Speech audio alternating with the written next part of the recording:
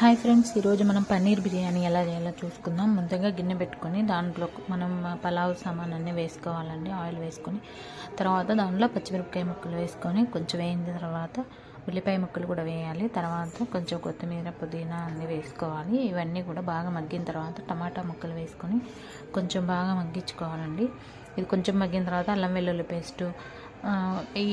Paste వేసి కొంచెం ఉప్పు వేసుకొని కొంచెం బాగా కలుపుకొని బాగా మగ్గించుకోవాలి. ఇప్పుడు నీళ్లు పోసుకోవాలండి. మనం రైస్కి తగినట్లుగా నీళ్లు పోసుకొని అవి కొంచెం కాగిన తర్వాత దాంట్లో మనం బియ్యం వేసుకోవాలి. మనం తీసుకున్న రైస్ వేసుకొని ఇవి కొంచెం బాగా మసిలిన తర్వాత కొంచెం బాగా తెల్లుతూ ఉన్నప్పుడు కొంచెం సిమ్లో పెట్టి మగ్గించుకుంటే మనకి దాన్ని అలాగే దీనికి ముందు పన్నీర్ ముక్కలు వేయించి పెట్టుకున్నాం కదా, దాన్ని కూడా దీంట్లో వేసుకొని మనం సిమ్లో పెట్టి అన్నం ఉడికిన దాకా మగ్గించుకోవాలండి. ఇప్పుడు పన్నీర్ బిర్యానీ రెడీ అయిపోతుంది. Bye friends, please like and subscribe.